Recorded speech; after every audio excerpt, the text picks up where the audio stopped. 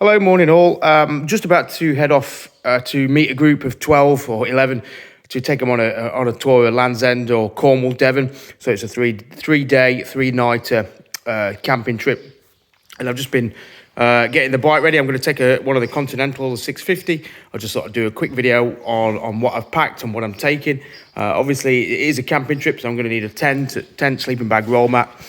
So that's just stuffed in there in a sort of a 25-pound, 40-litre Lomo bag. So I've got that all in there. I've got some rock straps just holding it secure. Two on either side. Quite conveniently, it's got a couple of good... The foot peg mounts I've found are quite sturdy. And the rock straps are really good. Not too expensive, about 15 quid. Obviously, obligatory pair of Crocs, which are just, again, perfect because you can leave them on the outside. And if it rains, it's not going to get too wet. I've got a pair of waterproof trousers that I've just stuffed in there. Also got some tools in there, tyre levers and basic things, screwdrivers, spanner kit. Also some instant tyre repair. Just last ditch effort to try and get a bike running rather than having to call out emergency breakdown.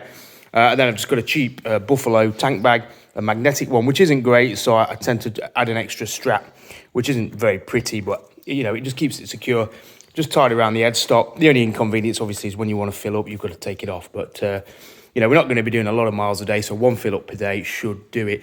I'm taking a Continental rather than an Interceptor. I just find them comfier, to be honest, over a long day. I think because you've not got all the weight on your backside like you have on the Interceptor, there's a little bit on your wrist. I don't get the same sort of backache or bum ache on the Continental as I do on the Interceptor.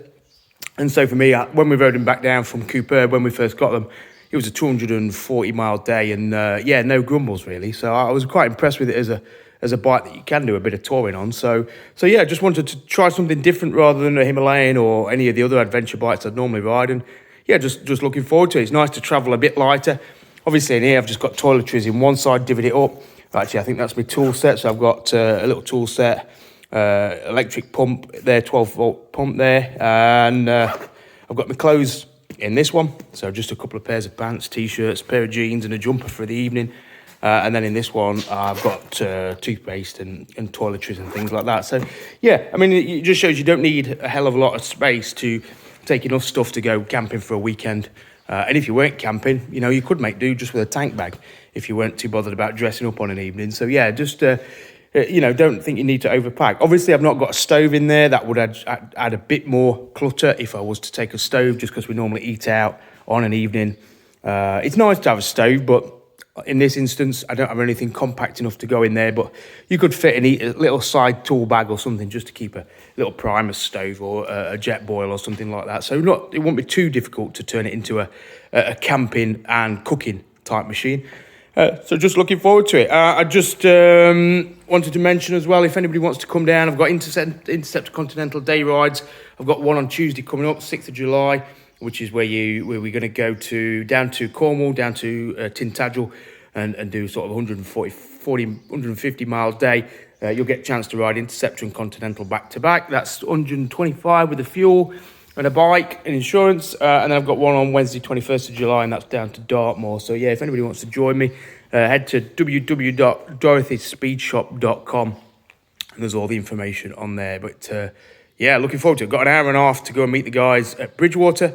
And then we're going to start riding along the North Devon coast and then camp somewhere near here tonight and then tomorrow night down at Land's End. So take all the twisty, interesting roads on the way down there and then on the way back up, come along the south coast and then camp just outside Kingsbridge. Actually, I can show it here. So it's pretty much my route if anybody's planning on doing a Cornish trip.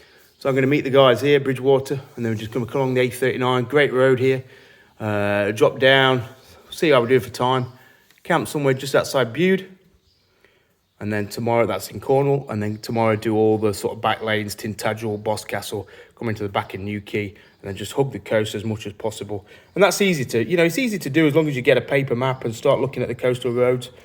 Come down St Agnes, down into St Ives, along this brilliant little coastal road here, this B road, which is great if you get it quiet. It's not always quiet, but can be sometimes.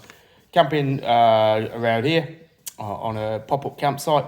Get food locally in a pub, Land's End. Probably drop down to the Lizard, most southerly point.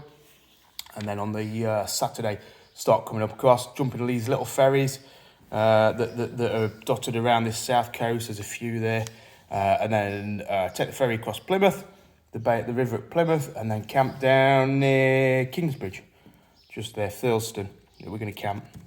And then Sunday, come up for coffee at Crediton, Union Road.